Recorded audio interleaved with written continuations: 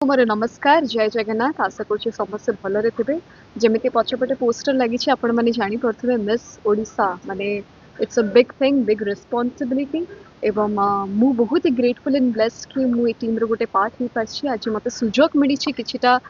young talented budding talents कहि परिबी झियो मानकु जज करबा पई on the basis of their ramp work introduction तांकर थिंकिंग तांकर इंटेंशंस आ काली को जाई से माने जदी ई क्राउन टी को जितुचंदी तांकर कोन रिस्पांसिबिलिटी रही सोसाइटी प्रति सेटा आम जानिके बहुत खुशी हलु कि यंग टैलेंटेड गर्ल्स माने एते उत्साहित अच्छा एते तांकर ड्रीम्स रही सोसाइटी पई एवं बहुत बहुत धन्यवाद जणबी मु SNM group enigma Neeraj ma'am John sir addiction fashion management and आम association life hotel look salon भी अच्छे so it's like a team spirit जिते बड़े गोटे टीम स्ट्रंग थांती से माने चेष्टा करती झील मान अपॉर्चुनिटी दवाई ग्रूमिंग करने ताकि से माने काली को जिते बड़े इंडिया नेशनल लेवल रे निजको प्रेजेंट करेंगे आम प्राउडली कहीपर कि ओडिशार झील मैंने कहाटू कम नुहति तेणु ये जो अपॉर्चुनिटी झील मान को मिलूची जो प्लेटफॉर्म मिलूँ इट्स अ ह्यूज प्लेटफॉर्म एवं सब झील मान को अनुरोध करबी जो मैंने आमको टीवी माध्यम देखुं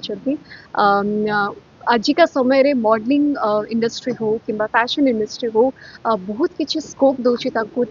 निजर फ्यूचर सेट करने तेणु आपण मैंने भी आगे आसतु निजर बेस्ट दिंतु and we are looking forward to the great grand celebration grand कौन कहीपर जो आम ग्रैंड फिनाले अच्छी 7th of June को आशा कर द बेस्ट आम सबुठ बेस्ट बाहर करूँ कि सबुठ निजक प्रेजेंट कर इन फील्ड ऑफ आ गोटे सुंदर कथा मैडम भूमिका ये ब्रांड एम्बेसडर अच्छा खुशी अच्छा खुशी तो अच्छी बट खुशी ठू अधिक मु भाव it's a big huge responsibility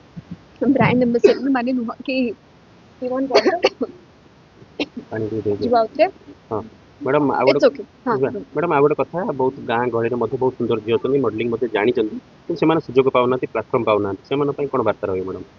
आप जानिक आश्चर्य हे कि आमर जो मेगा ऑडिशन है 30 जन सिलेक्ट होते किसी जन आई थिंक 20% थे भुवनेश्वर बाकी 80-70% ओडिशार विभिन्न अंचल आसी पार्टिसिपेट करने सुंदरगढ़ कहतु झारसुगुड़ा कहतु राउरकेला कहतु माने मालकानगिरी कहतु सो माने भावतु यहाँ गोटे बहुत बड़ माने कौन कह इनिशिएटिव एवं यहाँ गोटे बहुत बढ़िया सुवर्ण सुजोग बहुत खुशी लगुच कि यंग झील मैंने स्पेशली पेरेंट्स माने से जो